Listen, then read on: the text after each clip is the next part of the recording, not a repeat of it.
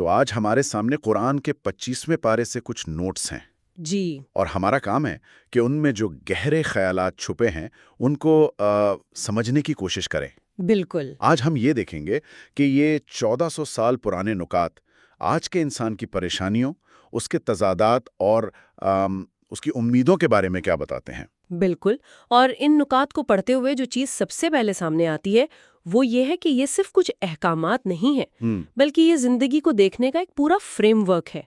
ہم آج دیکھیں گے کہ اس میں خدا کی حاکمیت کا کیا مطلب ہے، انسانی نفسیات کی گہرائیوں پر کیسے بات کی گئی ہے، اور آخر میں کہ ہمارے اعمال اور ان کے نتائج کا آپس میں کیا تعلق ہے۔ ٹھیک ہے، تو آئیے پہلے ہی نقطے سے شروع کرتے ہیں۔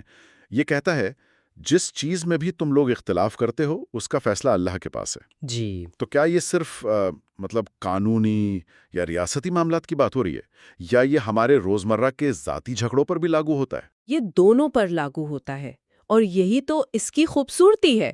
دیکھیں، یہ صرف یہ ماننا نہیں کہ خدا ایک ہے، بلکہ یہ زندگی کا ایک آپریٹنگ سسٹم ہے۔ آپریٹنگ سسٹم، اچھا۔ جی، جیسے کمپیوٹر میں ایک ایڈمن ہوتا ہے نا، جس کے پاس فائنل پاسورڈ ہوتا ہے، صحیح۔ ویسے ہی یہ نقطہ کہتا ہے کہ تمام انسانی اختلافات اور بحثوں میں حتمی اتھارٹی، وہ جو فائنل ایڈمن پاسورڈ ہے، وہ صرف اللہ کے پاس ہے۔ یعنی یہ ایک طرح کا ذہنی ریسیٹ بٹن ہے کہ جب ہم کسی بحث میں پھنس جائیں یا اپنی رائے کو ہی حتمی سچ سمجھنے لگیں تو یاد کریں کہ حتمی سچائی ہمارے پاس نہیں، کہیں اور ہے۔ بالکل، یہ آپ کو فکری طور پر نمر بناتا ہے، اور اسی حاکمیت کے ساتھ اس کی مرضی کا تصور بھی جڑا ہوا ہے۔ ایک نقطہ کہتا ہے اگر اللہ چاہتا تو سب کو ایک ہی امت بنا دیتا، لیکن وہ جسے چاہتا ہے اپنی رحمت میں داخل کرتا ہے۔ یہ بات اکثر ذہن میں آتی ہے کہ اگر سب کو ایک ہی راستے پر چلانا تھا تو اتنا اختلاف کیوں ہے؟ اللہ سب کو زبردستی ایک جیسا کیوں نہیں بنا دیتا؟ کیونکہ پھر یہ امتحان نہ رہتا، ہے نا؟ صحیح۔ یہ نقطہ بتاتا ہے کہ اللہ مجبور نہیں ہے، اس نے انسان کو ارادے اور انتخاب کی آزادی دی ہے۔ اچھا۔ اور یہی آزادی اس امتحان کی بنیاد ہے کہ کون اپنی مرضی سے اس کی رحمت کا راستہ چنتا ہے۔ یہ ظاہر کرتا ہے کہ اس کا اختیار اور اس کی رحمت ساتھ ساتھ چلتے ہیں۔ وہ اپنی قدرت سے سب کو ایک لائن میں کھڑا کر سکتا تھا، لیکن اپنی رحمت سے اس نے ہمیں انتخاب کا موقع دیا۔ اچھا، یہ نقطہ تو بہت چونکا دینے والا ہے۔ اگر اللہ اپنے بندوں کا رزق وسیع کر دے تو وہ زمین پر بغاوت کر دیں، اسی لیے وہ قدر و پیمائش کے ساتھ رزق دیتا ہے۔ جی، ہم تو ہمیشہ رزق کی فراوانی کی دعا کرتے ہیں، لیکن یہاں تو کہا جا رہا ہے کہ یہ ہمارے لیے خطرناک بھی ہو سکتا ہے۔ یہ ایک طرح سے 1400 سال پرانی بیہیویئرل اکنامکس ہے۔ اچھا۔ جی، آج ماہرین سڈن ویلتھ سنڈروم کی بات کرتے ہیں کہ اچانک ملنے والی بے تحاشا دولت انسان کی فیصلہ کرنے کی صلاحیت، اس کے رشتوں اور اس کی ذہنی صحت کو بری طرح متاثر کرتی ہے۔ یہ نقطہ اسی نفسیاتی حقیقت کی طرف اشارہ کر رہا ہے۔ واہ! کہ اللہ کا نظام انسان کو اس کی اپنی فطری کمزوریوں سے بچانے کے لیے بنایا گیا ہے۔ وہ جانتا ہے کہ کتنا رزق ہمارے لیے دوا ہے اور کتنا زہر بن سکتا ہے۔ یعنی جو چیز ہمیں بظاہر ایک محرومی لگ رہی ہوتی ہے، ہو سکتا ہے وہ دراصل ایک پروٹیکٹیو میجر ہو، ایک حفاظت ہو۔ یہ تو سوچنے کا پورا انداز ہی بدل دیتا ہے۔ بالکل، یہ ہر چیز کو ایک گہری حکمت کے ساتھ جوڑ دیتا ہے۔ تو ہم نے ابھی اللہ کی حکمت کی بات کی کہ وہ رزق کو ایک پیمائش سے کیوں دیتا ہے۔ یہ تو براہ راست انسانی نفسیات سے جڑا ہوا ہے۔ آئیے اسی انسانی فطرت کے کچھ اور پہلوؤں کو دیکھتے ہیں جو ان نوٹس میں بیان ہوئے ہیں۔ جی، ایک جگہ کہا گیا ہے انسان بھلائی کے لیے دعائیں کرتا تھکتا نہیں، لیکن اگر کوئی تکلیف آئے تو دل برداشتہ ہو جاتا ہے۔ یہ تو بہت ہی جانی پہچانی کیفیت ہے۔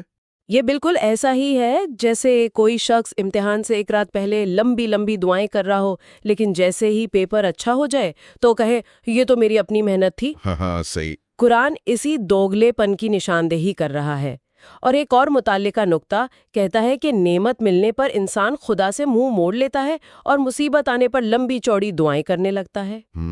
یہ دونوں مل کر ہماری جذباتی اور روحانی عدم استحکام کو ظاہر کرتے ہیں۔ ہم خوشی میں مغرور اور غم میں مایوس ہو جاتے ہیں۔ لیکن اس کا مطلب یہ تو نہیں کہ انسان کو ظلم برداشت کرنا چاہیے۔ ایک نقطہ کہتا ہے جو اپنے اوپر ظلم ہونے کی وجہ سے اپنا دفاع کرتا ہے اس پر کوئی الزام نہیں۔ تو یہ مذہب ہمیں کمزور بننے کو تو نہیں کہتا؟ ہرگز نہیں، یہ ایک بہت اہم توازن ہے۔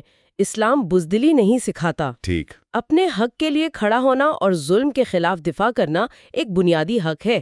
اصل مجرم تو وہ ہے جو زیادتی کی پہل کرتا ہے۔ صحیح۔ کہ صبر کرنا اور معاف کر دینا اللہ کے نزدیک ایک بڑا عمل ہے۔ تو گویا دفاع کرنا آپ کا حق ہے، لیکن معاف کر دینا آپ کی طاقت کی نشانی ہے۔ یہ انتخاب آپ کے پاس ہے۔ بالکل، اور یہ انتخاب ہی آپ کے کردار کی مضبوطی کو ظاہر کرتا ہے، اور یہیں سے انفرادی ذمہ داری کا تصور بھی نکلتا ہے۔ اچھا۔ ایک بہت واضح نقطہ ہے، جو نیکی کرتا ہے اپنے لیے کرتا ہے، اور جو برائی کرتا ہے اس کا وبال اسی پر ہے۔ اس میں کوئی اگر مگر نہیں ہے۔ تو اگر اللہ کی حاکمیت حتمی ہے اور انسان کو انتخاب کی آزادی دی گئی ہے، تو پھر یہ انفرادی ذمہ داری کا اصول اس پوری تصویر کا ایک منطقی نتیجہ ہے۔ جی، آپ اپنے فیصلوں کے خود ذمہ دار ہیں۔ جی، اور اسی لیے انصاف کا تقاضا یہ ہے کہ نیکی اور بدی کو ایک ہی ترازو میں نہ تولا جائے۔ نوٹس میں سوال اٹھایا گیا ہے کہ کیا گناہ کرنے والے یہ سمجھتے ہیں کہ ہم انہیں ایمان والوں جیسا کر دیں گے؟ یہ کتنا برا فیصلہ ہے جو وہ کرتے ہیں۔ یہ اس بات پر زور دیتا ہے کہ کائنات کا نظام انصاف پر قائم ہے۔ ہر عمل کی ایک قیمت ہے اور ایک نتیجہ ہے۔ اگر ہمیں اپنے اعمال کا ذمہ دار ٹھہرایا جائے گا تو پھر ہمیں یہ بھی تو پتہ ہونا چاہیے کہ صحیح اور غلط کا معیار کیا ہے۔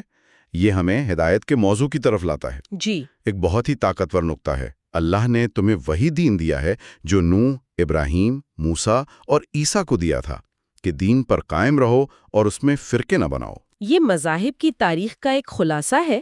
اچھا۔ یہ کہتا ہے کہ تمام پیغمبروں کا بنیادی پیغام یعنی کور میسج ایک ہی تھا، ایک خدا کی عبادت اور انصاف پر مبنی زندگی۔ بالکل۔ لیکن پھر کیا ہوا؟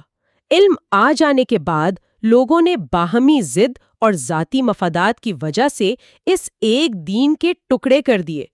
یہ آیت فرقہ واریت کی جڑ پر ضرب لگاتی ہے۔ تو اس کا مطلب ہے کہ قرآن خود کو کسی نئے مذہب کے طور پر نہیں، بلکہ اسی پرانے واحد پیغام کی ایک یاد دہانی اور تصحیح کے طور پر پیش کر رہا ہے۔ بالکل، قرآن اور شریعت ہے، انسانوں کی خواہشات نہیں۔ انسانی آراء بدلتی رہتی ہیں، وہ حالات کے تابع ہوتی ہیں، لیکن الہی ہدایت کا معیار مستقل رہتا ہے۔ اور اسی ہدایت کا ایک اہم حصہ آخرت پر یقین ہے۔ ہاں، آخرت کے بارے میں رویوں کا فرق بہت دلچسپ انداز میں بیان ہوا ہے۔ قیامت کی جلدی وہ مچاتے ہیں جو اسے مانتے نہیں، اور جو مانتے ہیں وہ اس کے تصور سے ڈرتے ہیں۔ یہ تو نفسیاتی طور پر بالکل درست لگتا ہے۔ یہ زندگی کو دیکھنے کے دو بالکل مختلف زاویے ہیں۔ صحیح۔ ایک شخص جو سمجھتا ہے کہ یہ زندگی بس ایک کھیل ہے اور اس کے بعد کچھ نہیں، وہ ہر چیز کا مذاق اڑائے گا، وہ کہے گا کہاں ہے وہ قیامت، لے آؤ۔ جی۔ لیکن جو شخص سمجھتا ہے کہ یہ زندگی ایک امتحان گاہ ہے اور ہر عمل ریکارڈ ہو رہا ہے، وہ اس دن کے تصور سے کانپ اٹھے گا۔ اور یہ خوف منفی نہیں بلکہ تعمیری ہے۔ بالکل، یہ اسے غیر ذمہ دارانہ رویے سے بچاتا ہے۔ اور اس دن کی حقیقت پر بار بار زور دیا گیا ہے کہ اللہ سب کو دوبارہ زندہ کر کے جمع کرے گا، اور اس میں کوئی شک نہیں۔ ایسا لگتا ہے کہ اس پر یقین کرنا انسانی فطرت کے لیے بہت مشکل رہا ہے، کیونکہ یہ انسان کو اس کی آرام دہ غفلت سے جگاتا ہے۔ یہ اسے یاد دلاتا ہے کہ کہانی یہاں ختم نہیں ہوگی، آپ کو اپنے ہر عمل کا حساب دینا ہوگا۔ یہ سب سے بڑی اکاؤنٹیبلٹی ہے۔ تو اگر اس احتساب کا دن حقیقی ہے تو پھر کامیابی کا راستہ کیا ہے؟ یہاں پر نوٹس ایک بہت ہی سیدھا اور دو ٹوک جواب دیتے ہیں۔ اللہ کی عبادت ہی صراط المستقیم ہے، یعنی سیدھا راستہ۔ اس سے زیادہ جامع بات نہیں ہو سکتی۔ دنیا میں ہزاروں راستے، فلسفے اور نظریات ہیں، لیکن ان نقاط کے مطابق سیدھا، محفوظ اور حتمی کامیابی کا راستہ صرف ایک ہے، اور وہ ہے ایک خدا کے ساتھ اپنا تعلق قائم کرنا۔ جی، اور اسی کی بندگی کرنا۔ باقی سب راستے کہیں نہ کہیں جا کر ختم ہو جاتے ہیں یا آپس میں ٹکرا جاتے ہیں۔ لیکن لوگ اکثر خدا کے ساتھ ساتھ دوسروں کو بھی وسیلہ بناتے ہیں۔ شفاعت یا سفارش کا تصور بہت عام ہے۔ اس بارے میں بھی نوٹس میں ایک نقطہ ہے۔ جی، اور وہ بہت واضح ہے۔ وہ کہتا ہے کہ اللہ کے سوا جنہیں پکارا جاتا ہے وہ شفاعت کا کوئی اختیار نہیں رکھتے۔ کوئی اختیار نہیں۔ جی، اختیار صرف اسے ملے گا جسے اللہ خود اجازت دے، اور وہ بھی صرف اس کے لیے جس نے دنیا میں حق یعنی توحید کی گواہی دی ہو۔ یعنی آپ کا تعلق براہ راست خدا سے ہونا چاہیے۔ بالکل، آپ کسی اور کے سہارے جنت میں داخل نہیں ہو سکتے۔ یہ تو بہت بڑی ذمہ داری ہے۔ اچھا، آخر میں دنیا اور آخرت کا موازنہ کیا گیا ہے۔ ایک نقطہ ہے جو بہت سخت محسوس ہوتا ہے، جو دنیا کا طلبگار ہو آخرت میں اس کا کوئی حصہ نہیں۔ یہ تو بہت آل اور نتھنگ قسم کی بات لگتی ہے۔ اسے اس طرح سمجھیں کہ یہ آپ کی زندگی کی پرائمری آبجیکٹو کا سوال ہے۔ اچھا، اگر کسی شخص نے اپنی پوری زندگی، اپنی ساری توانائی اور اپنی ساری منصوبہ بندی کا مرکز صرف اسی دنیا کو بنا لیا تو اس نے اپنا سودا کر لیا۔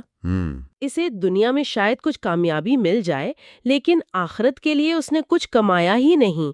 یہ دنیا کو چھوڑنے کی بات نہیں، بلکہ دنیا کو اپنی ترجیحات میں صحیح جگہ پر رکھنے کی بات ہے۔ دنیا ایک سفر ہے، منزل نہیں۔ بالکل، جس نے سفر کو ہی منزل سمجھ لیا وہ اصل منزل کھو بیٹھا۔ تو اگر آج کی پوری گفتگو کا خلاصہ کریں تو یہ نکات ایک ایسی کائنات کی تصویر پیش کرتے ہیں جس کا ایک اخلاقی مقصد ہے، جی، جس میں انسان کو انتخاب کی آزادی اور رہنمائی کے لیے ایک واضح ہدایت نامہ دیا گیا ہے، اور سب سے بڑھ کر یہ کہ ہمارے ہر چھوٹے بڑے عمل کے نتائج ہیں اور ہمیں ان کا جواب دینا ہے۔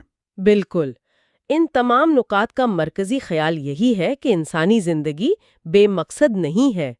یہ ایک بامعنی سفر ہے اور اس کا ہر قدم شمار ہو رہا ہے۔ یہ نکات انسان کو ایک ذمہ دار، باشعور اور اپنے خالق سے جڑا ہوا وجود بننے کی دعوت دیتے ہیں، نہ کہ کائنات میں بھٹکتا ہوا ایک بے معنی ذرہ۔ بالکل۔ آج کے اس گہرے تجزیے کے بعد سامعین کے لیے ایک آخری غور طلب سوال چھوڑتے ہیں۔ فراہم کردہ مواد اس بات پر زور دیتا ہے کہ انسان کو پہنچنے والی ہر مصیبت اس کے اپنے اعمال کا نتیجہ ہے۔ اگر اس نقطہ نظر کو اپنایا جائے تو روزمرہ کی مشکلات اور کامیابیوں کو دیکھنے کا انداز کیسے بدل سکتا ہے؟ کیا یہ انسان کو زیادہ خود احتسابی کی طرف مائل کرتا ہے؟